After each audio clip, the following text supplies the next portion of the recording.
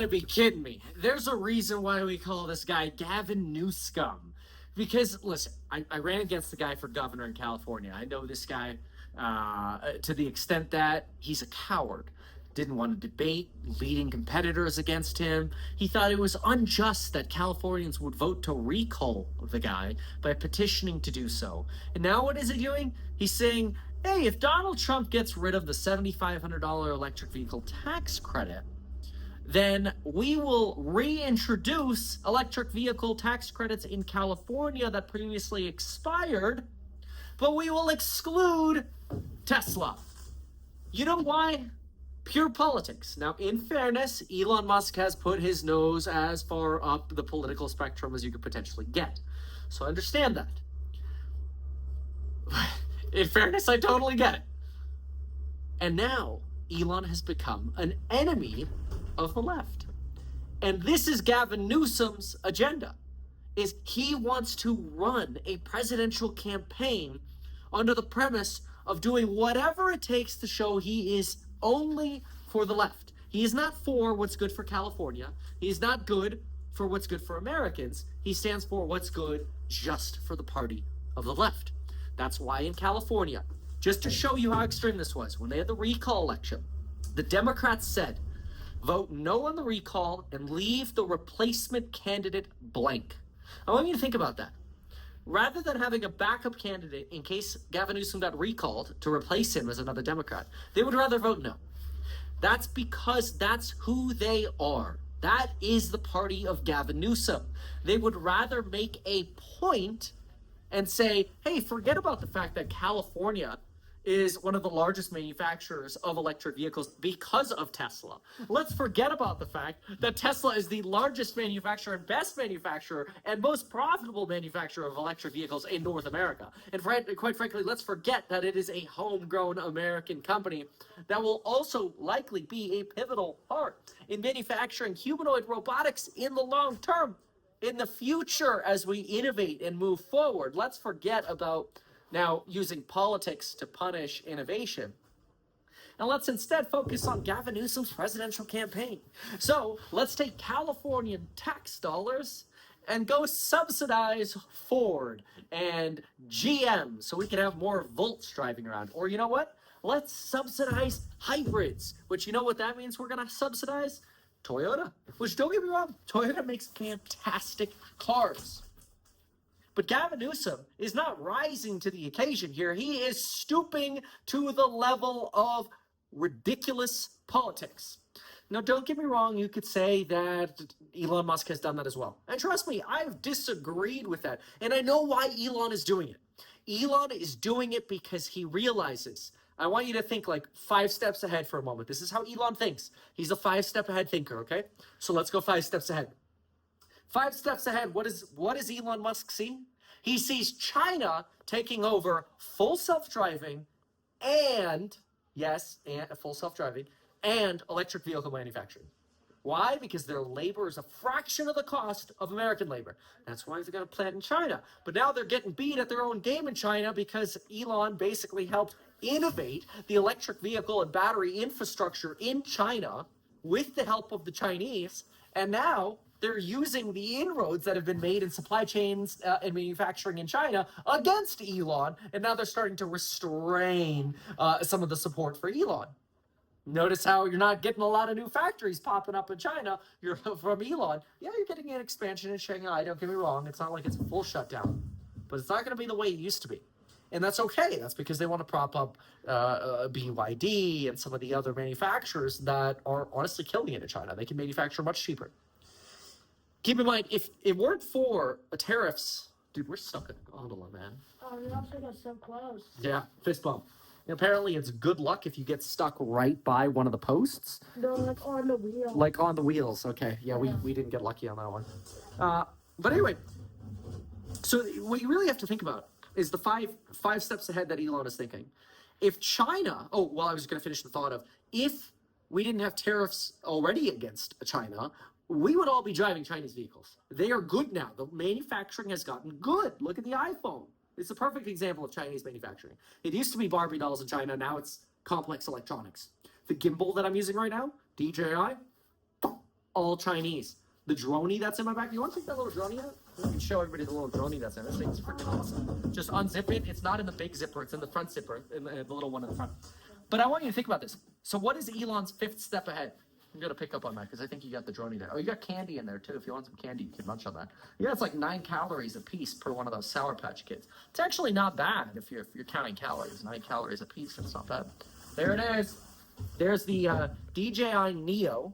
This thing is awesome because if like anybody walks into it or it crashes, show the little propeller guards.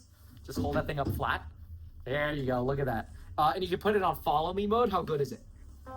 It's cool. I like follows you like when you walk. There's also one like circles you. Look where you walk. It's cool. Chinese manufacturing, baby. All right, shove that back in there.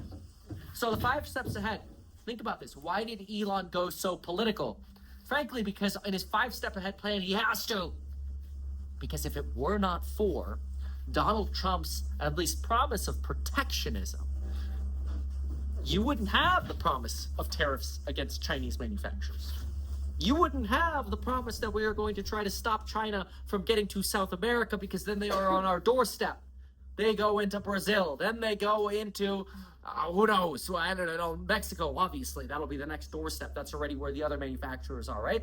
And then they start sneaking over the border. That's just eventually the way it will work. Eventually, we'll probably all be in Chinese cars.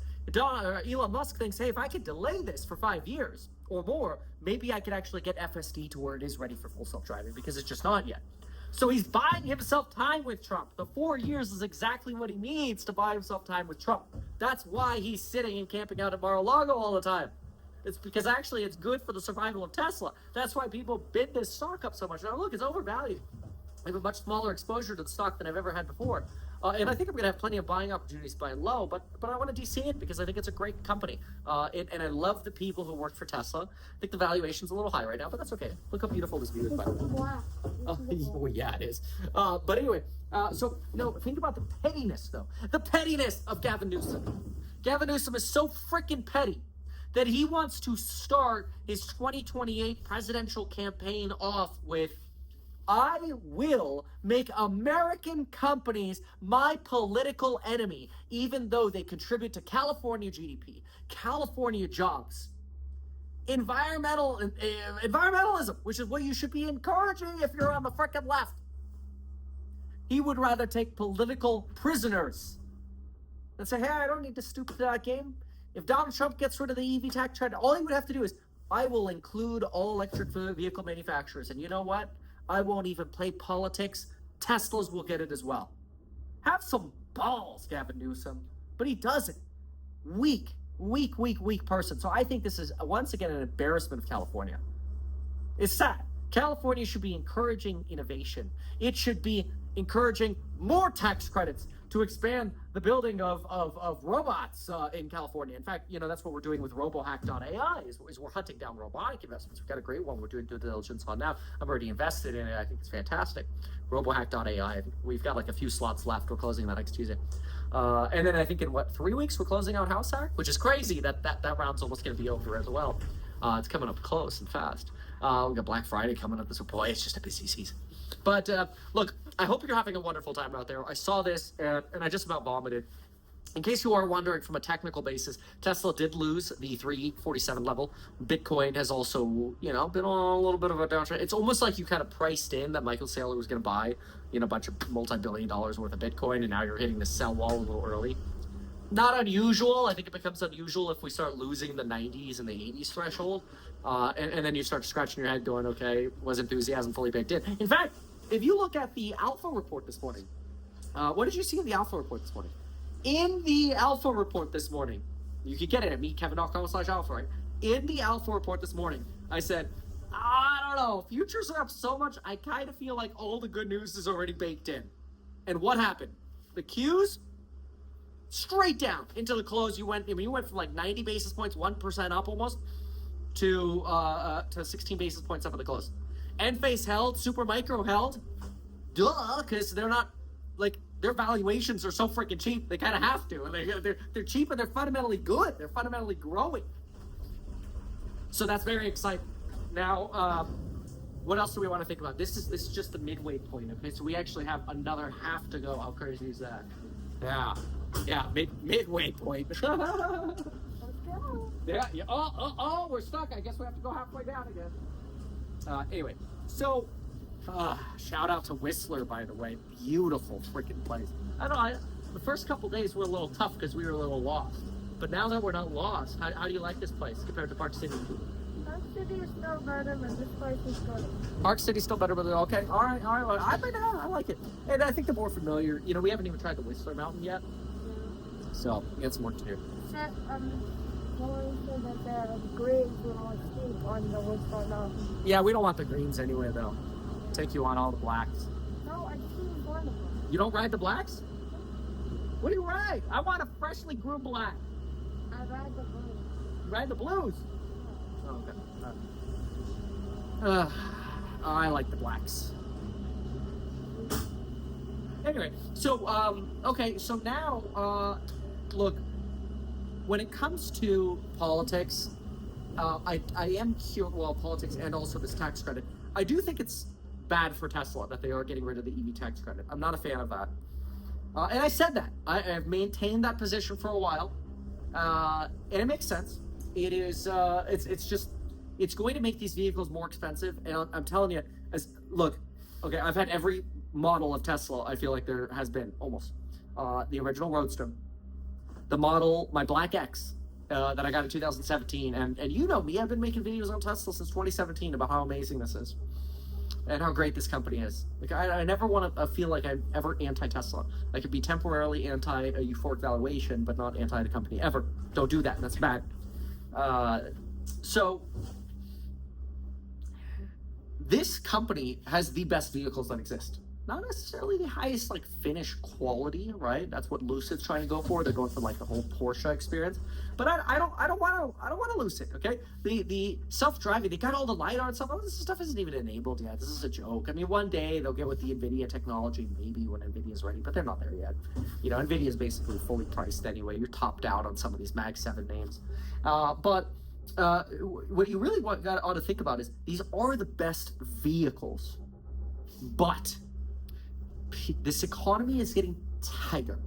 People are tightening down, and when people tighten down, it means when they go for a new car, and now all of a sudden that Tesla is, for an entry-level Tesla on a $32,000 Model 3, let's say, is now without a tax credit knocking on $40K, and you don't get FSD until $50K. Bro, $50K car, man? Oh, man, you're going to be sitting at Camry, $28K. Hybrid. Prius, $28K, something like that. The $20,000 difference, man. Alternatively, and this is what I recommend, and I will say, like, every single day I get a referral that seems to be coming in, metkevin.com/Tesla for the Tesla. I think because people know the credits are going away, so they're like, quick, get it. The hybrids are really good, okay? But my first car, I put my face on it. You can probably Google it, Meet Kevin Prius. It was a Toyota Prius. Very, very good. Well, it was my first car. It was the first car I ever bought.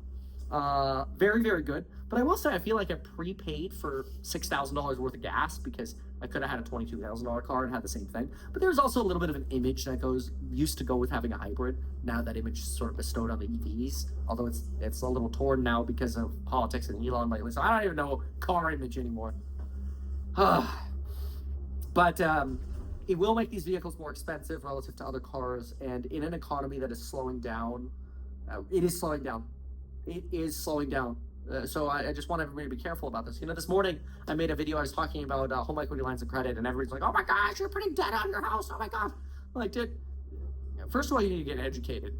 Okay, the home equity line of credit is a 10-year term usually with a 20-year amortization period, which means you have a 10-year draw period. So let's say you get a $100,000 equity line on your house. You pay zero in interest until you draw the money. Then let's say a really good fixer-upper wedge deal in real estate comes up, like we buy with House Hack all the time. What do? You use that $100K for your fix-up or your down payment or whatever on the other property. Now you have another asset. Build the cost of your equity line into the new investment that you're making, so you can write it off. Now you have an interest that you're writing off because the debt follows, where you're investing it. If you use it to pay off butter, like credit cards or whatever, you don't get to write off the interest. Bad idea. So don't do that. Don't ever pay off your freaking credit cards with a refinance or a HELOC. You'll just go into credit card debt again. It's a really bad idea. And you don't actually pull it. You don't pay interest until you pay off or until you find another investment vehicle. And then you start paying interest. And because it's variable and it usually moves with Wall Street Prime, it'll come down as the Fed lowers rates, which is great, especially if you go into a recession. The problem is when you're in a recession, good luck getting the home equity line of credit. So you want to establish the home equity line of credit, 4 years before you need it. So that way, if the recession's going to happen between now and 4 years, you get the credit line now, don't use it. Wait for the recession. In the recession, then you pull it out and use it. Or maybe slightly before the recession, you pull it out and you put it into a checking account in case you start hearing that they're freezing credit lines. Okay? Then you can pay interest only for 10 years. IO 10-year period. Well, the whole line is established 10 years IO. And then it fully amortizes, it freezes, fully amortizes to pay it off completely over 20 years. It is one of the best loans you could ever ask for because you could establish it and not pay a dime. You might have like a $50 annual renewal fee at your local credit union or whatever. They're so amazing. They're so good. So good, right, Jack? Mm-hmm. Fist bump. Did you have fun today? Mm-hmm. Come here, dude. I love you, man. So far, I've seen nobody go up. I've only seen one person go up. Yeah, because they're closing the lips in like 20 minutes, so it doesn't really make sense for people to go up. The one person that just got up was just saw him. Might be working here too. Yeah, maybe an old jacket. Anyway. So if you haven't gotten the alpha report yet, seriously, meetkevin.com/alpha. I was texting people happy birthday today. We text you the alpha report, right? I will be back in the studio soon. I can't wait to be back.